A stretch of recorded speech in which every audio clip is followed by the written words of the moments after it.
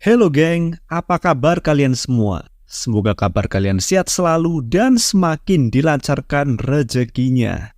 Dalam kesempatan ini, mari kita bahas film action asal Korea Selatan. Menceritakan tentang seorang mantan gangster yang bertobat dari kehidupan kelam demi keluarganya. Ceritanya bakal mengharukan pastinya. Sekedar informasi, film ini disutradari oleh Song Il-gon, serta dibintangi oleh So Ji-sub, Han Hyo-jo, dan lain-lain. Semua kredit ada di deskripsi, oke? Awal kisah berlatar di Seoul, Korea Selatan. Malam itu seorang gangster bernama Jang ditugaskan oleh bosnya untuk menagih hutang pada seorang nasabah bank bernama Park. Sembari menunggu Park pulang ke rumahnya, Jang nongkrong di depan minimarket sambil mabuk-mabukan.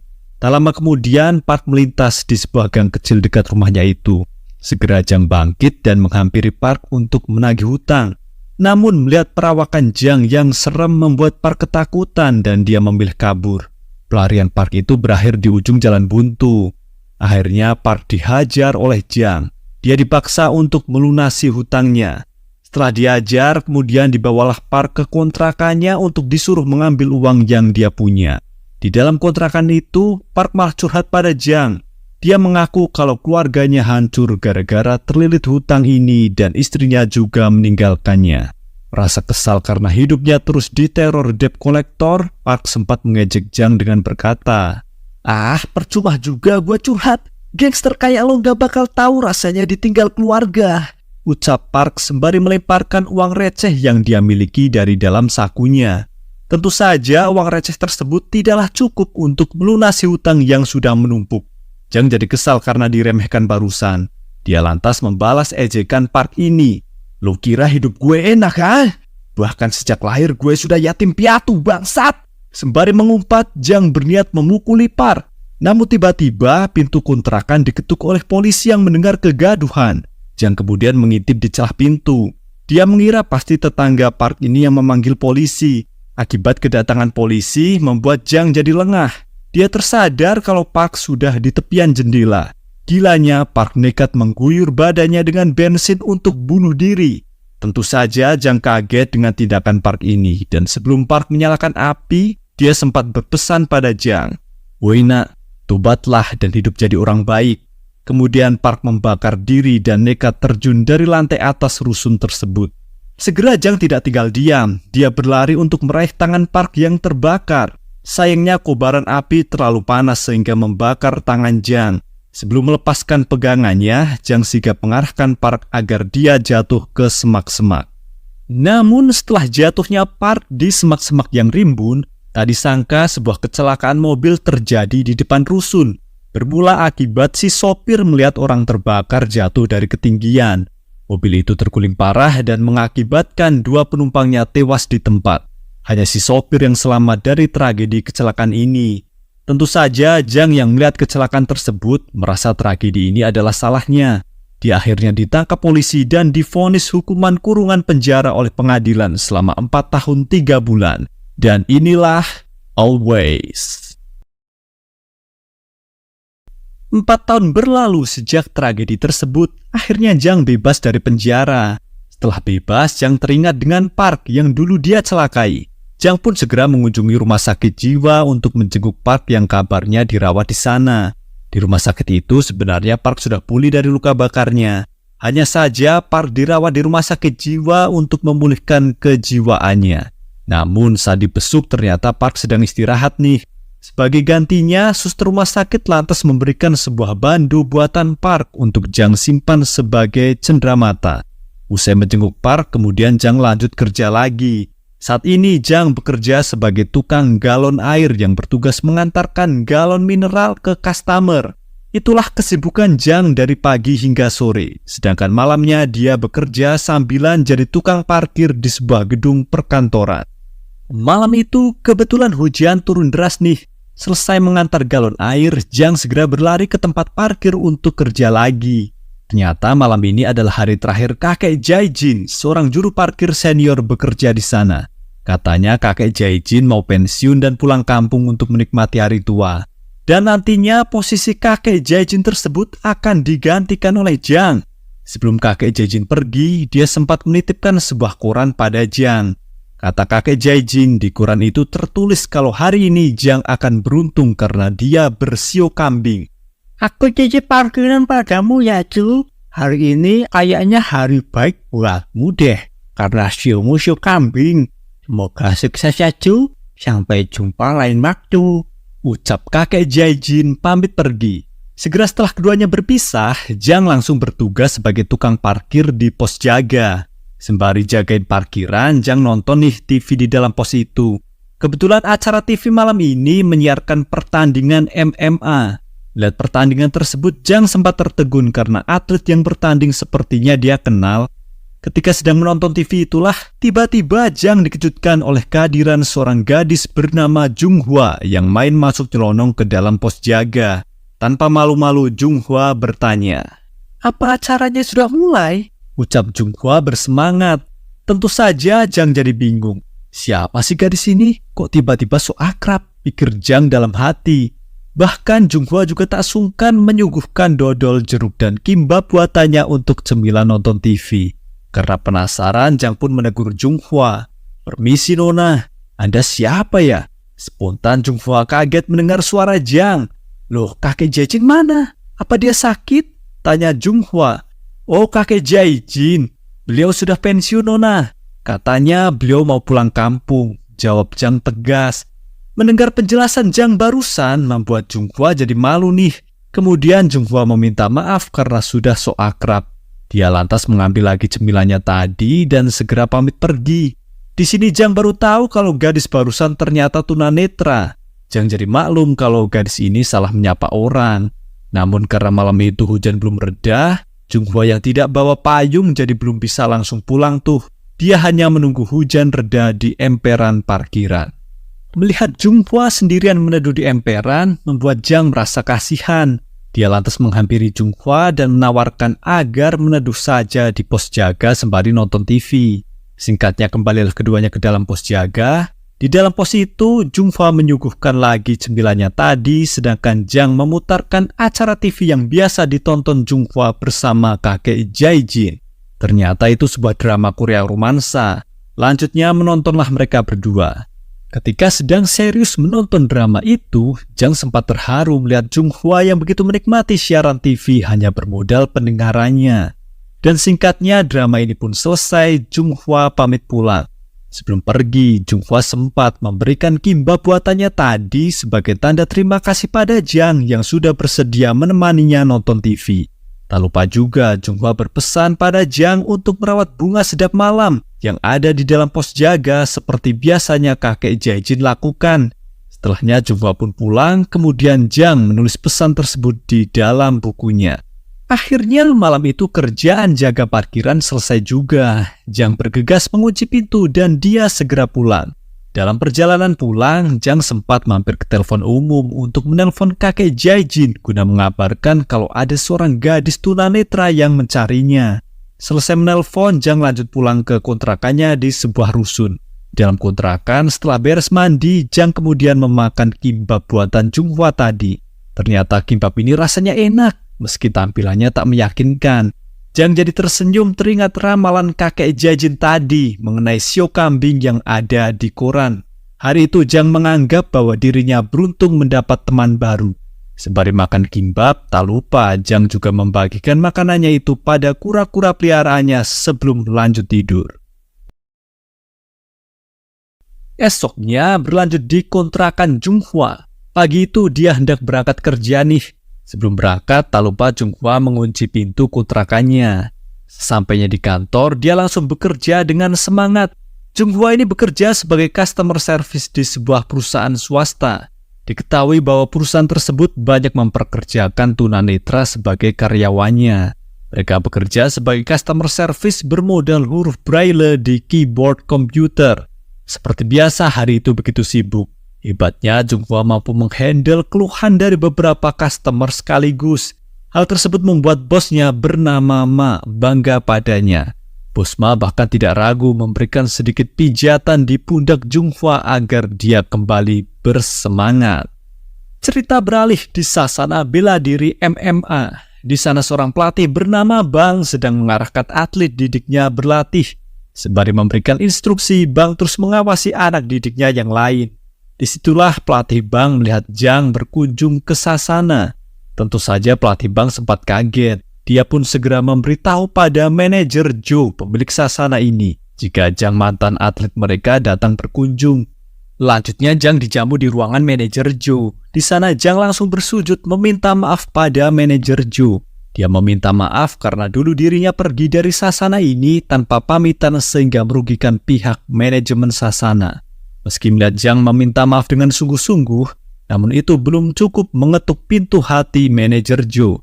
Manajer Joe belum rela untuk memaafkan kesalahan Jang dulu, sebab karena tindakan indisipliner Jang itulah membuat manajer Joe rugi besar waktu itu. Saking emosinya jika mengingat kejadian ini, manajer Joe sampai pergi dari ruangannya. Tentu saja Jang jadi merasa bersalah. Dia ditemani pelatih Bang ikut keluar dari ruangan itu. Kemudian di Sasana, Jang dikenalkan oleh pelatih Bang pada rekan-rekan lain yang kebanyakan adalah anak-anak baru. Jang dikenalkan sebagai juara MMA nasional tahun 1999. Kemudian setelah perkenalan singkat barusan, salah satu atlet berbakat di Sasana itu bernama Taisik ikut menyapa Jang. Taisik mengatakan pada Jang jika orang yang jadi lawannya di final MMA nasional 1999 adalah dirinya. "Apa lo masih ingat gua, bro? Gua orang yang lo kalahkan di final dulu lo," ucap Taisik menyindir. Jang pun coba mengingat momen itu. Kemudian pelatih Bang menjelaskan pada Jang jika Taisik yang sekarang sudah sangat berbeda. Dia adalah atlet pertama binaan dari Sasana ini yang berhasil menembus ke ajang UFC. Disitulah Jang kembali teringat dengan Taisik. "Oh iya, gue inget. Kemarin gue lihat pertandinganmu di TV. Pantas kok kayak kenal sama atlet yang sedang bertanding," ucap Jang dengan polosnya.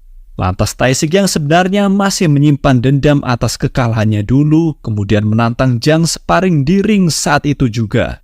Tentu saja Jang menolak sebab dirinya sudah lama tidak berlatih.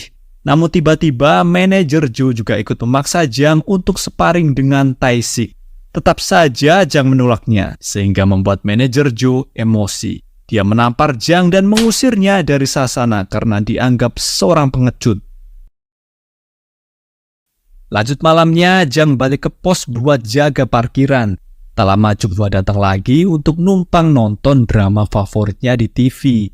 Ketika keduanya sedang asik nonton, tiba-tiba Junghwa minta tolong agar jendela pos dibuka saja.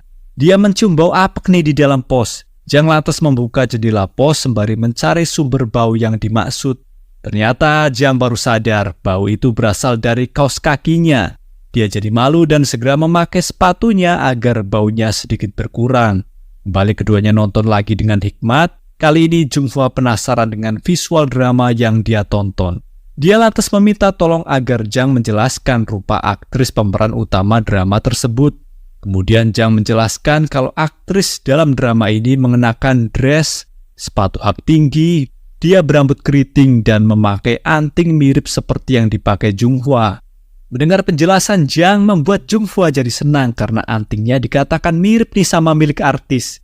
Sedangkan Jang sendiri sambil menjelaskan kok kembali mencium bau anyir kakinya. Merasa tak enak hati lantas Jang pamit deh ke toilet sebentar. Di toilet dia mencuci kakinya yang bau bangkai itu. Setelah selesai cuci kaki dia balik ke pos jaga. Ternyata drama favorit Junghwa sudah selesai. Kemudian Junghwa pamit pulang sembari mengenakan mantel hujan karena malam itu sedang hujan deras. Jang yang melihat Junghwa mau pulang, selantas segera mengembalikan wadah makanan kemarin. Dia mengisi wadah itu dengan buah persik dan mengucapkan terima kasih. Junghwa pun bertanya, "Gimana rasa kimbap buatanku? Enak?" Jang menjawab, "Meski tampilannya jelek, tapi enak kok." Disinilah akhirnya Junghwa mengenalkan diri dengan memberitahu namanya sembari mengajak jabat tangan. Jang menyambut ajakan jabat tangan tersebut. Disitulah Junghwa kaget karena tangan Jang begitu kasar. Dia menyimpulkan kalau Jang ini pasti pekerja keras. Dan selesai berjabat tangan, Junghwa lanjut pulang. Sesampainya Junghwa di rumah, dia segera mencuci pakaiannya menggunakan mesin cuci. Sambil nyuci baju, Junghwa membuat origami. Namun tak disangka saluran pembuangan air di tempat cucian mampet karena tersumbat. Ketika Junghwa coba mencari sumber mampet itu, justru dia terpleset dan basah kuyup. Lanjut esok malamnya di pos jaga parkiran. Jang bersiap kali aja Junghwa datang lagi. Dia membuka jendela pos dan mengibaskan pakaiannya supaya tidak apek. Bahkan Jang juga rela membeli sepatu baru supaya kakinya tidak bau. Tak lupa dia menyiram bunga sedap malam yang ada di dalam pos sesuai pesan dari Junghwa. Kini suasana di dalam pos sudah agak wangian nih. Jang kembali berjaga lagi. Kemudian dia coba memejamkan matanya sembari mengasah indera pendengaran. Jang memposisikan dirinya sebagai tunanetra kali ini. Kira-kira seperti apa rasanya? Dan ketika Jang memejamkan matanya itu, terdengar langkah kaki Junghwa diiringi pukulan tongkat yang mendekat. Sesampainya Junghwa di dalam pos jaga, dia segera menyapa Jang dan bertanya, "Apa kamu beli sepatu baru ya? Kok baunya seperti sepatu baru nih?" ucap Junghwa penasaran. Dan tentu Jang tidak bisa mengelak, dia mengaku baru membeli sepatu karena sepatu lamanya sudah rusak. Saking malunya ketahuan beli sepatu baru, Jang lantas pamit ke toilet sebentar. Balik dari toilet, keduanya segera nonton drama bersama lagi. Kebetulan episode yang tayang hari itu jalan ceritanya begitu sedih. Junghwa lantas bertanya, "Apa kamu tampan?" Jang mengira Junghwa bertanya tentang wajah si aktor di dalam drama tersebut. Ternyata bukan. Junghwa bertanya pada Jang. Tentu Jang bingung menjawabnya. Mau jawab iya dikira sok narsis. Jadinya dia jawab gini, "Banyakan orang sih bilang kalau aku pria maskulin." Mendengar jawaban Jang barusan, Junghwa pun menyimpulkan, "Kalau kamu pria maskulin, kemungkinan kamu tidak romantis dong," kata Junghwa meledeknya. Dan setelah selesainya drama di TV, Junghwa pun pamit pulang. Bersamaan dengan perginya Junghwa barusan, ada mobil yang hendak keluar parkiran nih. Tadi sangka mobil tersebut ngebut saat keluar parkiran, sehingga membuat Junghwa kaget dan terjatuh menimpa krat botol miras di pinggir minimarket parkiran. Hampir saja Junghwa terluka kena pecahan botol. Untunglah Jang sigap menolongnya. Akibat kejadian barusan, kaki Junghwa terkilir. Dia dimarahi paman penjaga minimarket karena telah memecahkan beberapa botol miras. Tentu saja Junghwa minta maaf dan akan mengganti kerugian tersebut kok. Namun Jang sigap menegur paman penjaga minimarket. "Paman, biar aku saja yang ganti rugi kerusakan barusan. Tapi aku nitip parkiran sebentar ya, soalnya aku mau antar temanku ini ke klinik," tegas Jang sembari memberikan uang lebih untuk paman penjaga minimarket. Alhasil paman penjaga minimarket setuju dan bergegaslah Jang mengantar Junghwa ke klinik terdekat.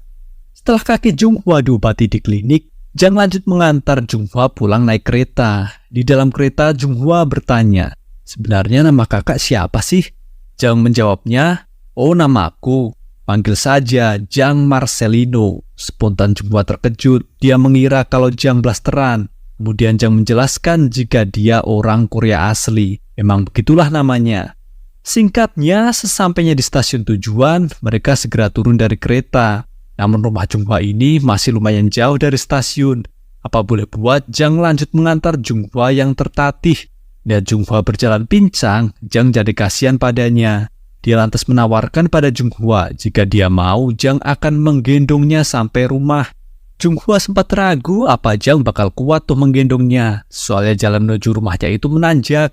Merasa percaya diri karena terbiasa angkat galon air, Jang menganggap hal seperti ini mah sepele. Digendonglah Junghwa menuju kontrakannya itu dan sesaat menaiki anak tangga, ada bocil tetangganya Junghwa iseng jahilin Jang. Si bocil menusuk pantat Jang sehingga membuat Jang lemas. Untungnya sampai juga di depan kontrakan Junghwa. Terlihat Jang begitu kecapean. Dia meminta waktu sebentar untuk menghela nafas. Sembari istirahat itulah, kemudian Junghwa meminta tolong pada Jang untuk membersihkan saluran pembuangan air yang mampet di rumahnya. Istirahat dirasa cukup, lanjutnya Jang menolong Junghwa membetulkan saluran air yang mampet itu. Ternyata saluran pembuangan air tersumbat celana dalam milik Junghwa yang hanyut. Mengetahui penyebab mampetnya saluran air ini ternyata kancut miliknya, membuat Junghwa malu jadinya. Sebagai bentuk terima kasih, Junghwa menawarkan pada Jang sebuah hadiah. Kemudian Junghwa menghadiahi Jang 2 tiket konser musik, kali aja Jang suka nonton konser musik. Namun Jang menolak tiket ini. Dia mengaku tak punya teman yang bisa diajak nonton. Junghwa baru tahu ternyata Jang tak punya banyak teman. Kemudian dia menawarkan, bagaimana jika kita nonton bersama saja kak, besok minggu? Dapat tawaran ini, Jang jadi senang tentunya. Setelahnya Jang segera pamit balik ke parkiran dengan raut muka yang begitu bahagia. Begitu juga Junghwa, sepertinya Jang barusan, dia senyum-senyum sendiri nih di kontrakan. Akhirnya ada juga pria yang mau diajak kencan oleh gadis disabilitas. Lanjut esok minggunya, Junghwa terlihat bersemangat karena hari ini hari yang istimewa. Dia pergi ke salon untuk menata rambut. Di salon, Junghwa meminta agar rambutnya dimodel keriting seperti aktris di dalam drama favoritnya. Selesai rambutnya di styling jadi keriting, Junghwa pulang untuk bersolek. Dia memilih pakaian yang akan dikenakan. Selesai berdandan, bergegaslah Junghwa menemui Jang yang sudah menunggu di depan kontrakannya itu. Melihat penampilan Junghwa ini membuat Jang sempat pangling. Apalagi saat melihat gaya rambut Junghwa yang keriting. Dia terkesan sih, tapi juga mau ketawa melihatnya. Singkatnya, sore itu keduanya menuju gedung konser musik. Dan di sana mereka menikmati lagu yang dilantunkan sang penyanyi. Selesai nonton konser musik, ternyata hari sudah petang. Jang lantas inisiatif mengajak Junghwa makan malam di sebuah kedai. Sembari makan malam, Junghwa bercerita tentang kedua orang tuanya yang sudah meninggal. Kemudian mereka bersulang sebelum lanjut makan lagi. Di sela makan malam ini, Junghwa jadi penasaran pada kehidupannya Jang. Selain jadi tukang parkir, kira-kira kalau pagi sampai sore Jang ngapain? Kemudian Jang menjelaskan kalau pekerjaan utamanya itu adalah tukang galon. Junghwa kembali bertanya karena makin penasaran nih. Jadi seperti apa cerita masa mudamu kak? Di sini Jang malu bercerita karena banyak orang di kedai itu. Dia tidak mau semua orang tahu kalau kehidupan masa lalunya begitu kelam. Alhasil tiba-tiba Jang bersikap dingin pada Junghwa sehingga membuat suasana jadi kikuk. Merasa tak nyaman dengan suasana ini, Junghwa lantas pamit ke toilet. Selesai makan malam di kedai, Jang mengantar Junghwa pulang. Sesampainya di depan kontrakan, Junghwa meminta maaf karena di kedai tadi dia sudah lancang mengulik masa lalunya Jang. Tiba-tiba saja Jang mau bercerita tentang masa lalunya sekarang, karena di teras kontrakan Junghwa ini suasananya kan sepi. Jang mengaku berumur 30 tahun. Dia seorang mantan atlet MMA sekaligus gangster yang mempunyai masa lalu kelam. Jang mengatakan kalau tadi dia tidak mau bercerita karena di kedai terlalu banyak orang. Jang meminta maaf sempat bersikap dingin di kedai tadi. Disitulah Junghwa akhirnya tahu jika Jang ini bukan pria sembarangan. Selesai mengobrol di teras, lantas Junghwa pamit masuk ke rumah duluan. Lanjut esoknya, Junghwa bekerja seperti biasanya. Namun akibat kencan kemarin, dirinya jadi kepikiran Jang saat bekerja. Tak lama dia dipanggil bosnya untuk menghadap, dan segeralah Junghwa menghadap ke ruangan si bos. Di ruangan bos Ma, si bos memberi hadiah pada Junghwa karena minggu lalu katanya Junghwa ini ulang tahun. Tentu saja Junghwa berterima kasih karena bos Ma begitu perhatian padanya. Namun ternyata perhatian bos Ma ini ada maksudnya. Tiba-tiba bos Ma merangkul Junghwa dan mengajaknya kencan malam ini. Tentu Junghwa menolak, dia risih dengan perlakuan tidak sopan bosnya itu. Lantas Junghwa pamit untuk kembali bekerja. Alhasil penolakan tersebut membuat bos Ma emosi. Lanjut malamnya di pos jaga parkiran. Jang lihat Junghwa pulang kerja dari lantai atas gedung perkantoran itu. Tapi tumben dia tidak mampir dan langsung pulang naik taksi. Jang merasa ada yang aneh dengan Junghwa hari ini. Kemudian sepulangnya Jang jaga parkiran, dia segera pulang. Namun Jang tidak langsung balik ke kontrakannya. Dia menyempatkan nongkrong bareng pelatih bank dan manajer Joe di kedai untuk sekedar minum-minum. Di kedai itu, Jang akhirnya mengaku jujur pada manajer Joe mengapa dulu dia pergi dari Sasana tanpa pamitan. Jang mengatakan saat dirinya bekerja sebagai gangster, dia mendapat tugas dari bosnya untuk menagih hutang. Dalam proses penagihan hutang itu, sialnya ada tragedi yang mengakibatkan dirinya dipenjara selama 4 tahun 3 bulan. Itulah alasannya mengapa Jang menghilang tanpa pamitan. Setelah mendengar penjelasan Jang ini, akhirnya manajer Joe bersedia memaafkannya. Selesai bercerita barusan, Jang sempat-sempatnya nih kepikiran sama bando buatan Park yang diberikan oleh suster rumah sakit kemarin. Dia punya ide nih, bagaimana jika bando itu diberikan saja pada Junghwa? Daripada nggak kepake juga kan? Beralih pada Junghwa, setelah turun dari taksi, dia lanjut menuju rumah dengan menaiki anak tangga. Saat tiba di depan kontrakan, Junghwa kaget. Bos Ma sudah menunggunya di teras sambil mabuk. Bos Ma memaksa masuk ke kontrakan Junghwa untuk dijamu layaknya seorang tamu. Apa boleh buat, Junghwa menjamu Bos Ma dengan jus jeruk. Di sini Bos Ma mulai belagak gila dan merayu Junghwa. Bos Ma mengatakan kalau dia sedang kesepian karena baru saja diceraikan istrinya gara-gara kasus KDRT. Kemudian Bos Ma membuka kado hadiah untuk Junghwa yang diberikannya tadi. Ternyata kado itu berisi kalung berlian dan Bos Ma memaksa Junghwa memakainya. Namun di sini entah saking sangeknya atau gimana, Bos Ma mulai kurang ajar nih. Dia bermaksud memantap-mantap Junghwa di kontrakan itu. Tentu Junghwa melawan, namun apalah daya, dia hanyalah gadis kecil. Hampir saja Junghwa disodok-sodok. Untunglah Jang mampir ke kontrakan Junghwa dan mendengar kegaduhan dari luar. Segera Jang menerobos masuk kontrakan untuk menghajar Bos Ma.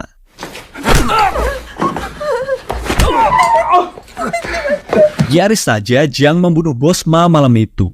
Untungnya Junghwa memohon agar Jang mengampuni bosnya ini. Masih terbawa emosi, kemudian Jang mengancam Bos Ma.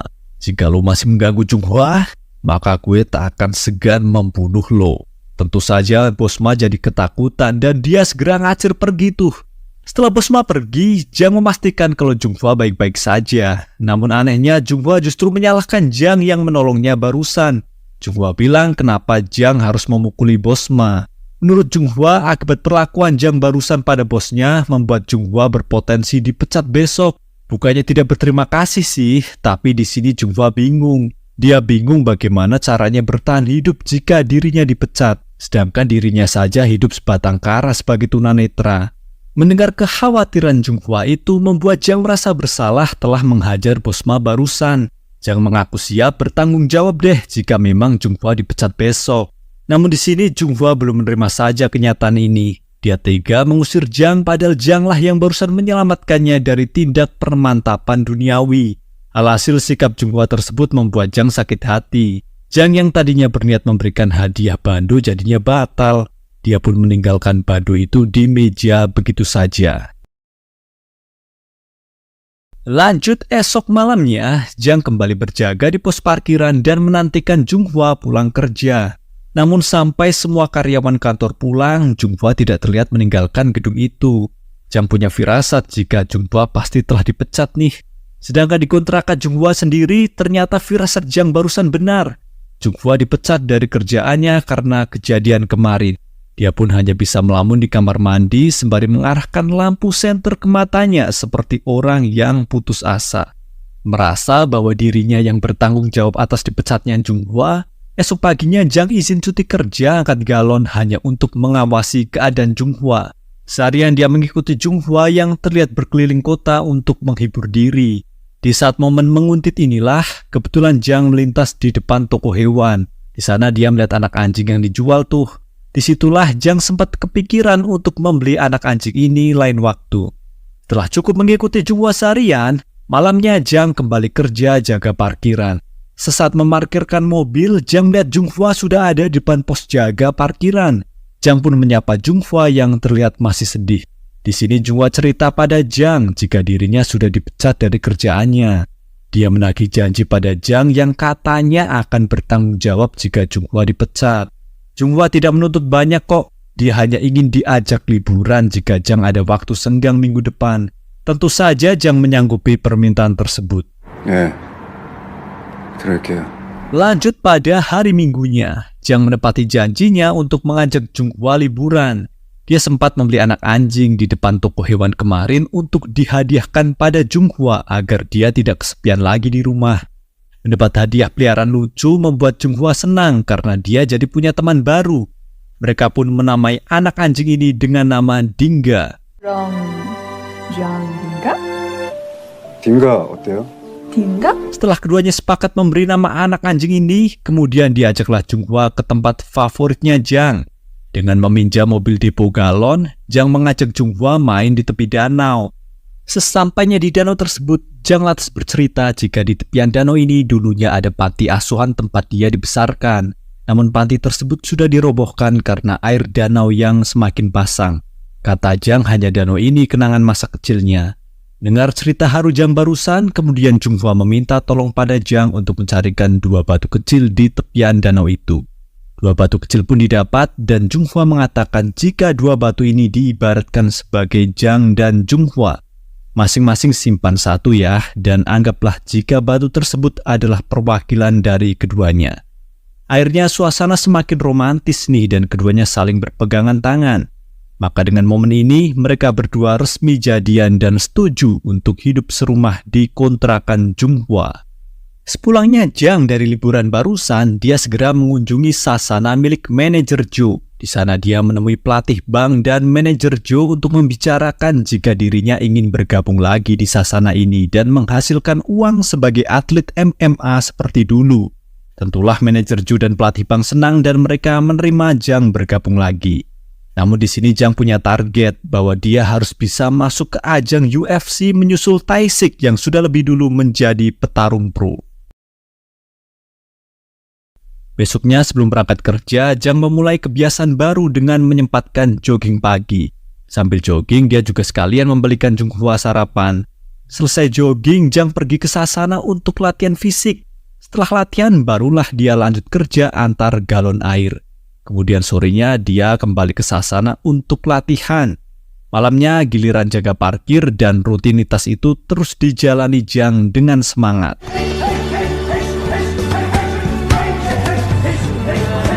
Kesibukan Jiang tidak sampai di situ saja. Ketika di hari libur, Jiang menyempatkan untuk bersih-bersih kontrakan.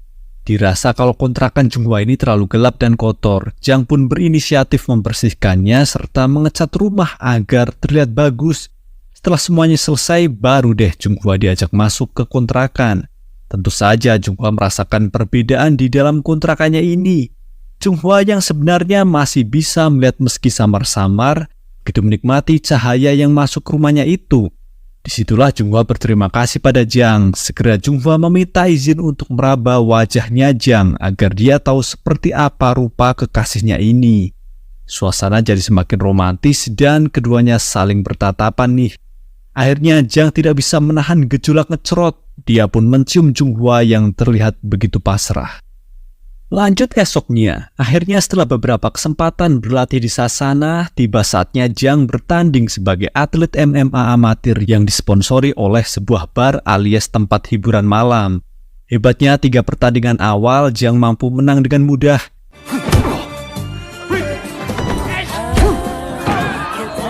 Alhasil Jiang mulai menerima bayaran sebagai atlet MMA amatir.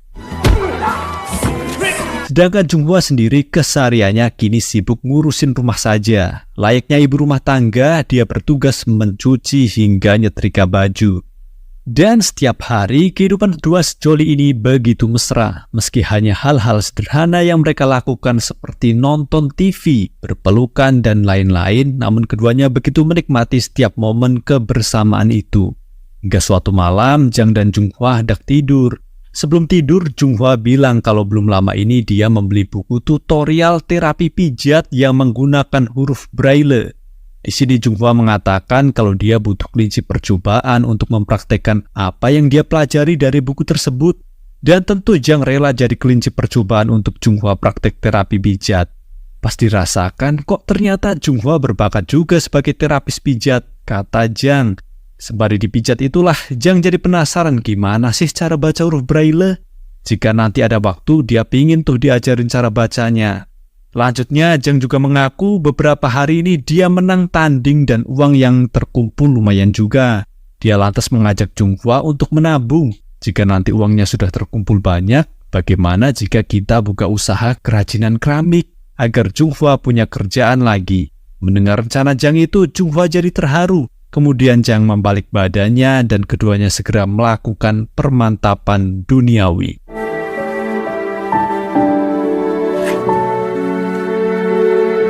Lanjut esok malamnya, hari itu Jiang kembali bertanding, namun mulai kesini kok lawan yang dihadapi mulai tangguh aja. Pertandingan Jiang kali ini juga ramai penonton dan disaksikan oleh Taisik rivalnya.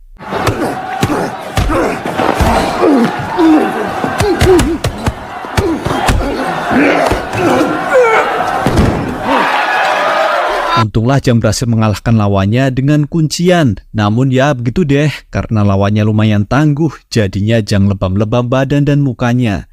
Segera setelah kemenangan itu, Jang diantar ke ruang ganti. Di sana dia dirawat pelatih bank dengan dikompres es. Pelatih bank mengatakan kalau Jang akan mendapatkan bayaran 1 juta won atas kemenangan ini. Tak lama Tae-sik datang ke ruang ganti dan mengejek kemenangan Jang barusan. Tak hanya mengejek, Tae-sik juga menantang Jang untuk bertanding di kejuaraan profesional. Jika Jang bersedia, Tae-sik siap jadi lawannya. Setelah melayangkan tantangan terbuka ini, kemudian Tae-sik pergi dengan tengilnya. Menganggap ucapan Tae-sik hanya angin lalu, fokus Jang yang penting dia pulang tidak dimarahi Junghwa. Lantas Jang meminta tolong pada pelatih bank untuk menyayat lebam di matanya agar cepat kempes. Meski sakit, tapi mau gimana lagi? Dia tidak ingin Junghwa khawatir dengan profesinya sebagai atlet MMA. Sepulangnya bertanding, sampailah Jang di rumah. Di rumah dia terkejut melihat Junghwa tumben mengenakan dress dan tampil begitu cantik. Kemudian Junghwa mengecek keadaan Jang dengan meraba mukanya itu. Karena tidak begitu babak belur, alhasil Junghwa tidak jadi marah. Kemudian Jang bertanya, kenapa pakai dress? Memangnya mau kemana? Junghwa pun mengatakan kalau besok itu hari anak, jadi dia lagi coba beberapa pakaian untuk dikenakan besok ke makam ayah dan ibunya. Lanjut, esoknya pergilah Jang dan Junghwa ke makamnya ayah dan ibunya Junghwa yang ada di sebuah gereja. Dengan menyewa mobil, sampailah keduanya di makam itu. Di makam, Jang diajak Junghwa ke pusara kedua orang tuanya yang sudah mangkat. Junghwa mengenalkan Jang pada arwah kedua orang tuanya itu jika Jang ini adalah calon suaminya. Kemudian Jang membungkuk sebagai bentuk sapaan ke foto ayah dan ibunya Junghwa yang tersimpan di loker makam dekat abu jenazah. Setelahnya Junghwa lantas menceritakan kronologi bagaimana ayah dan ibunya meninggal. Tepat 4 tahun lalu, kedua orang tua Junghwa meninggal dalam sebuah tragedi kecelakaan. Junghwa bercerita kalau malam sebelum kecelakaan terjadi, mereka bertiga baru pulang dari tamasya memperingati hari anak. Saat itu Junghwa sebagai sopirnya, sedangkan ayah dan ibunya duduk di jok belakang. Ya, Junghwa saat itu ingin mengajak kedua orang tuanya makan malam sebelum acara wisuda kelulusan S1-nya besok. Tapi apes, ketika mobilnya melintas di jalanan depan komplek rusun, Junghwa melihat seorang pria terbakar api jatuh dari atas jendela. Hal itu membuatnya gagal fokus dalam mengemudi, sehingga mobilnya oleng dan ditabrak truk sampai terguling. Dalam tragedi ini, kedua orang tuanya meninggal di tempat, sedangkan Junghwa sendiri mengalami cedera parah di kepala yang mengakibatkan dia buta. Mendengar cerita barusan, Jang baru tahu nih, ternyata dulu yang kecelakaan di depan rusunnya Park itu adalah keluarganya Junghwa ini. Jang mengingat kecelakaan itu terjadi kan akibat dirinya menagih hutang ke Park waktu itu. Disitulah Jang merasa bersalah, ternyata yang membuat Junghwa buta secara tidak langsung adalah dirinya. Sepulang dari makam, akhirnya Jang menangis di sasana sendirian untuk merenung dan menyesali apa yang telah dia buat. Selesai melampiaskan kesedihannya itu dengan meninju samsak, Jang lantas balik pulang ke kontrakan. Di kontrakan, Jang terkejut melihat kok dapur sudah berantakan aja. Dia segera mencari Junghwa, tapi cuman ada Dingga anjing mereka. Setelah bertanya ke tetangga, katanya Junghwa dibawa ke klinik. Segeralah Jang menuju klinik untuk menyusul Junghwa. Ternyata dapur yang berantakan tadi karena Junghwa mengalami kecelakaan kecil waktu memasak yang mengakibatkan tangannya terluka. Lihat Junghwa baik-baik saja, Jang agak lega nih. Kemudian dia menemui dokter yang berjaga, namun kata dokter sungguh mengejutkan. Kemampuan mata Junghwa merespon cahaya mulai berkurang, kata sang dokter. Jika Junghwa tidak segera dioperasi dalam 1 bulan ke depan, maka yang ditakutkan sang dokter, Junghwa benar-benar akan buta permanen. Mendengar kabar ini, Jang jadi syok tentunya. Dokter sih menyarankan jika terlalu lama menunggu donor mata, sebenarnya ada metode lain yang bisa dilakukan oleh dokter spesialis. Tapi ya begitu deh, biayanya sangat mahal, sekitar 30 juta won. Dan benar saja, diagnosa dokter mata kemarin tepat. Esoknya ketika Junghwa menjemur pakaian, pandangan matanya merespon cahaya mulai meredup. Tidak mau terlambat mengobati mata Junghwa, malamnya Jang pergi ke bar tempat Tae-sik biasa nongkrong. Dia bermaksud meminjam uang sebesar 30 juta won pada Tae-sik. Sayangnya Tae-sik tidak punya uang sebesar itu. Namun jika Jang memang serius ingin mendapat uang sebesar itu, sebenarnya ada cara lain. Tapi cara ini cukup berbahaya, kata Tae-sik. Tentu saja demi kesembuhan Junghwa, Jang bersedia berkorban.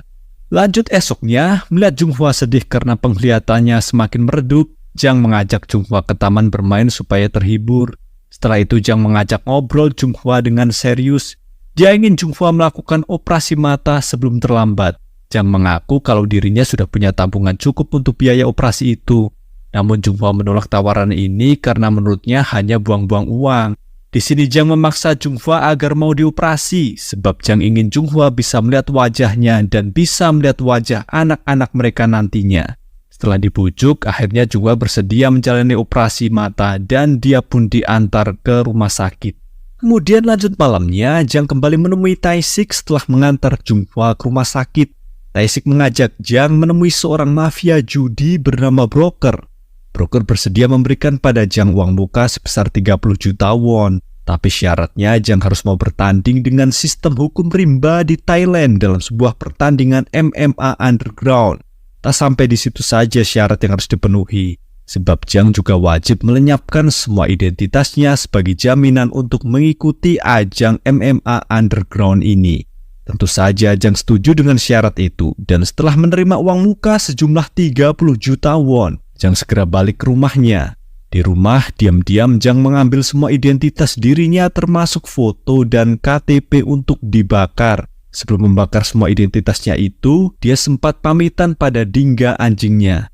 Setelahnya, Jang pun membakar semua identitas miliknya. Tugas Jang belum selesai, lanjutnya dia menemui pelatih bank di Sasana. Jang bermaksud menitipkan buku tabungannya pada pelatih bank untuk diberikan pada Junghwa nanti setelah operasi matanya selesai. Kemudian setelah pamitan pada pelatih bank, Jang segera menemui Junghwa yang sudah berada di rumah sakit untuk persiapan operasi mata besok pagi. Di rumah sakit itu Junghwa berkata, jika nanti penglihatannya sudah pulih, orang pertama yang ingin dia lihat adalah Jang. Lanjut esok paginya, Jang mengantar Junghwa menuju ruang operasi. Setelah mengantar Junghwa, segeralah Jang bergegas pergi ke bandara. Sesampainya di parkiran bandara, Jang menemui anak buah broker yang memberinya paspor ke Thailand. Kemudian Jang lanjut ke bandara untuk memesan tiket menuju Thailand. Sembari menunggu jadwal penerbangan, Jang sempat melihati batu kenangan milik Junghwa. Setelahnya berangkatlah Jang ke Thailand. Sesampainya di Bangkok, Thailand, Jang disambut oleh seorang gangster setempat untuk diantar ke lokasi pertandingan MMA underground. Sesampainya di tempat pertandingan yang berada di basement sebuah gedung, Jang terlihat gugup karena ini pertandingan sampai mati. Melihat Jang begitu gugup, Tae-sik pun memberikan semangat agar Jang jangan terlalu memikirkan kemenangan. Yang terpenting mah adalah bisa bertahan hidup. Itulah kunci dari pertandingan tanpa aturan ini, kata Tae-sik menganggap remeh. Singkatnya waktunya bagi Jang bertanding nih. Dia segera diantar ke oktagon. Di lorong menuju oktagon, Jang sempat tuh melihat seorang petarung tewas diseret keluar. Hal ini membuatnya semakin gugup. Dan sesampainya di depan oktagon yang terlihat seperti penjara, hanya ada beberapa penjudi kelas kakap termasuk si broker. Tae-sik bilang pada Jang, jangan kalah ya bro, lo tahu kan siapa yang gua jagoin? Kemudian Jang memasuki oktagon, begitu juga lawan tandingnya yang terlihat begitu garang. Duel kematian pun dimulai.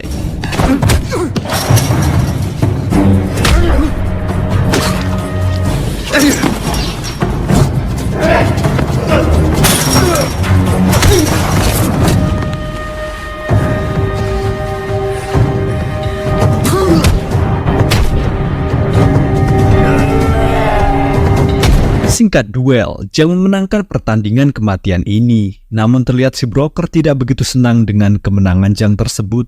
Ternyata broker bertaruh untuk si lawannya Jang tadi. Alhasil broker jadi emosi dan dia pergi dari kursi penonton. Langkah broker pergi itu diikuti Tae-sik yang terlihat serba salah. Sedangkan di dalam oktagon, Jang yang memenangkan pertandingan barusan sedikit lega ternyata dirinya masih hidup. Dia pun bergegas beranjak ke ruang ganti. Di ruang ganti, Jang berhak membawa pulang uang yang sudah dijanjikan. Sebelum pulang, Jang ditawari oleh penjudi bernama Jack yang tadi bertaruh untuknya. Jika Jang ingin uang tambahan sebesar 20 juta won, maka dia harus bersedia membawakan sebuah diorama berisi berlian untuk diselundupkan ke Korea Selatan. Tentu saja itu permintaan yang sederhana, dan Jang bersedia melakukannya. Kemudian setelahnya, Jang pergi membawa tas berisi uang hadiah miliknya dan titipan diorama tadi. Di perjalanan pulang, Jang coba menghubungi broker yang katanya berjanji akan menjemputnya di pelabuhan Thailand. Tapi ternyata si broker ingkar janji dan dia menjebak Jang. Sadis, Jang sengaja ditabrak mobil oleh anak buah broker. Setelah ditabrak, broker pun menyuruh anak buahnya itu untuk menghabisi Jang dan merampas uang hadiah tadi beserta diorama berisi berlian itu. Di sini Jang mendapat beberapa tusukan di perut sebelum akhirnya aksi anak buah broker menyerang Jang ini terpergok oleh Jack dan gengnya. Segera anak buah broker kabur dan brengseknya Tae-sik termasuk orang yang mengkhianati Jang barusan. Cerita beralih di Korea Selatan. Di rumah sakit operasi Junghwa berjalan sukses. Tanpa berlama perban matanya ternyata boleh langsung dibuka dan akhirnya Junghwa dapat melihat lagi. Esoknya dokter pun memeriksa mata Junghwa dan dia dinyatakan sembuh. Namun Junghwa sedih karena Jang tidak ada di sana. Dia sempat bertanya pada dokter tentang keberadaan Jang, tapi si dokter jelas tidak tahu. Kemudian beberapa hari sepulangnya Junghwa dari rumah sakit, dia pergi ke kantor polisi untuk membuat berita acara mengenai orang hilang. Polisi bersedia membantu asal ada data diri dari orang hilang yang dimaksud. Tentu saja Junghwa tidak punya syarat tersebut karena data diri Jang sudah lenyap. Kalau begitu polisi tidak bisa membantu. Apalagi Junghwa ini tidak ada hubungan keluarga dengan orang hilang yang dimaksud. Maka dengan berat hati polisi menyatakan kalau Junghwa tidak berhak membuat berita acara untuk Jang. Singkatnya, hari demi hari telah berlalu. Junghwa yang tidak punya kerjaan harus membayar sewa kontrakan yang sudah jatuh tempo. Karena tidak punya uang, Junghwa pun diusir oleh pemilik kontrakan. Dia hanya diberi tenggang waktu 1 minggu untuk berkemas. Lanjut seminggu kemudian, Junghwa pun berkemas untuk pindah rumah. Dia, Dingga, dan kura-kura milik Jang ikut bersedih karena dengan kepindahan ini maka bisa dikatakan mereka bakal putus komunikasi dengan Jang. Dalam proses kepindahan ini, tiba-tiba ada tukang paket datang mengirim barang untuk Junghwa. Setelah dibuka, paket itu berisi bando beserta alamat pengirim yang mengaku mengenal Jang. Merasa masih ada harapan menemukan Jang, Junghwa segera pergi ke alamat pengirim paket ini yang ternyata itu sebuah rumah sakit jiwa. Di sana suster rumah sakit yang berjaga mengatakan kalau yang mengirim bando tersebut adalah Park, temannya Jang. Dia pasien rumah sakit ini. Maka diantarlah Junghwa menemui Park yang katanya psikisnya mulai membaik. Bertemulah Park dengan Junghwa di bangsal rumah sakit. Mengejutkannya, Park langsung mengenal Junghwa. Kata Park, belum lama ini Jang sering menjenguknya dan bercerita tentang Junghwa calon istrinya. Lanjutnya, Park menjelaskan bahwa Jang menghilang karena dia merasa bersalah sebab Jang mengaku dialah yang menyebabkan Junghwa buta. Jang mengatakan bahwa dia pergi cari uang ke Thailand demi kesembuhan Junghwa sebagai bentuk penebusan dosa. Mendengar penjelasan Park ini membuat Junghwa semakin sedih tentunya. Selesai menjenguk Park barusan, Junghwa lanjut pergi ke danau tempat masa kecilnya Jang dibesarkan. Sampainya di sana, dia hanya bisa melamun dan memegangi batu kenangan milik Jang. Kemudian setelahnya, Junghwa pulang ke kontrakan barunya. Di sana dia berlatih membuat kerajinan keramik seperti cita-cita mereka dulu. Karena Junghwa begitu merindukan Jang, dia coba deh mereplika wajah Jang di media tanah liat bermodalkan ingatan dari indera prabanya itu. Namun dia rasa replika buatannya ini tidak mirip dan itu membuat Junghwa semakin sedih.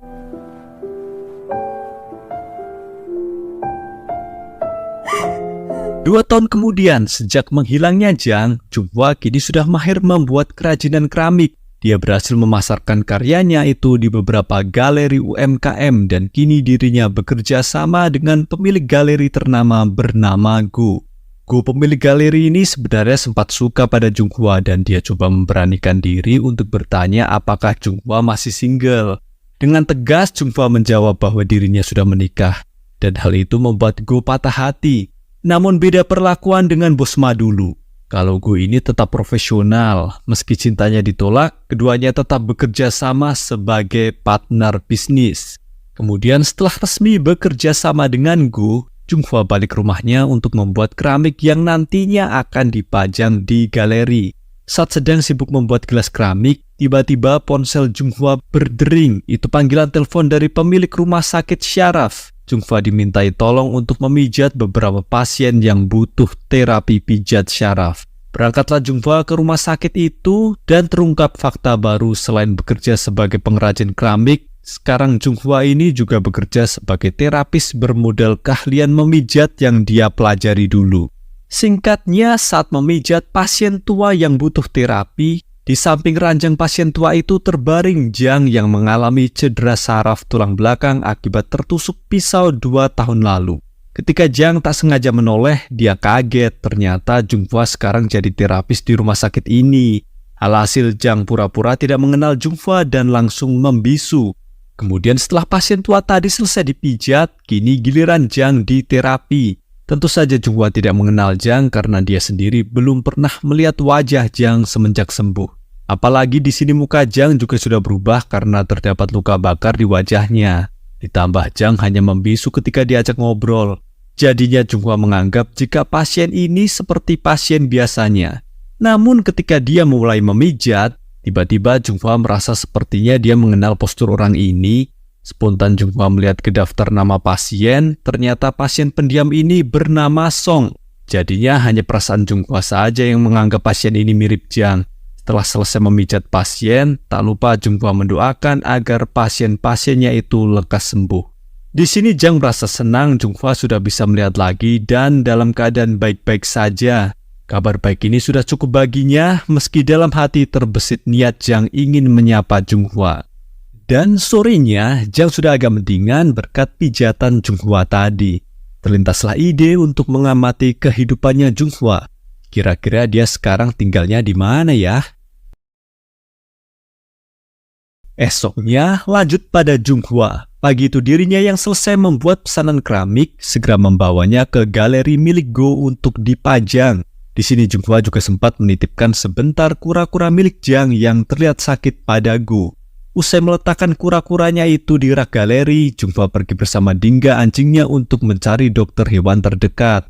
Selang sebentar setelah perginya Junghwa, Jang kemudian mampir ke galeri itu. Melihat karya Junghwa terpajang begitu bagus, Jang menjadi senang. Ternyata bisnis keramik Junghwa sudah berkembang. Disitulah Jang sempat melihat kura-kura miliknya juga terpajang di rak galeri. Agar tidak dicurigai, Jang membeli pot keramik beserta bunga sedap malam yang tertanam di pot itu. Setelahnya Jang diam-diam pergi sembari membawa kura-kura miliknya yang terlihat sakit. Sesaat beranjak pergi dari galeri, tak disangka Jang ditabrak Dingga anjingnya yang mengenalnya. Melihat Dingga menabrak seseorang, Junghwa meminta maaf jika Dingga anjingnya sudah tidak sopan.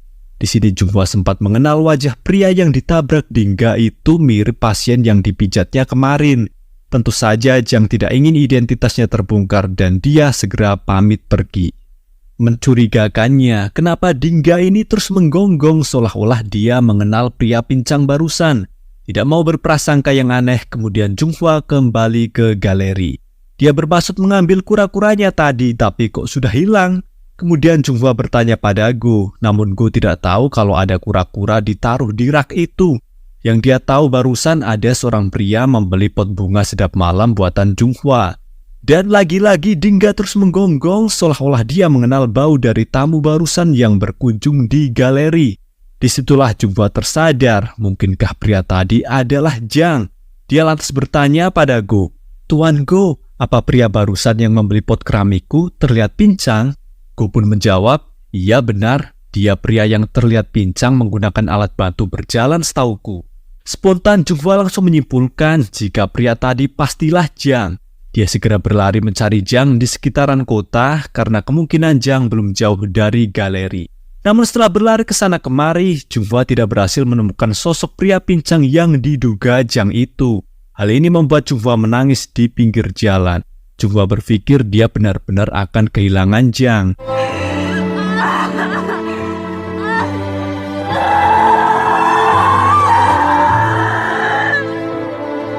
Dalam sedihnya itu, Junghwa teringat satu tempat yang pasti didatangi Jang. Sembari mengemudikan mobilnya, dia menelpon ke rumah sakit syaraf untuk memastikan apa pasien bernama Song alias Jang kembali ke sana. Dan ternyata jawaban rumah sakit, pasien atas nama Song sudah check out setelah diterapi pijat kemarin. Mendengar kabar ini membuat Junghwa semakin putus asa. Beralih pada Jang, menaiki bus kota, dia pergi ke danau tempat favoritnya. Di danau itu, Jang melepaskan kura-kura miliknya yang terlihat sakit. Setelah melepaskan kura-kuranya, Jang melihat ada meja dan 2 kursi di sana. Dihampirilah meja tersebut, kok di meja itu ada tulisan huruf Braille. Setelah Jang merabanya, susunan huruf ini berisi pesan untuk dirinya jika Junghwa akan menantikan Jang sampai kapanpun. Dan tak disangka Junghwa sudah ada di belakangnya. Dia pun segera menghampiri Jang dan memegang wajah Jang yang penuh luka itu. Junghwa meraba wajah Jang untuk memastikan jika pria ini memanglah Jang yang selama ini dirinya nantikan. Keduanya lantas berpelukan sebagai bentuk syukur karena sudah dipertemukan lagi oleh takdir. Dan cerita pun selesai, sampai jumpa di kisah seru lainnya.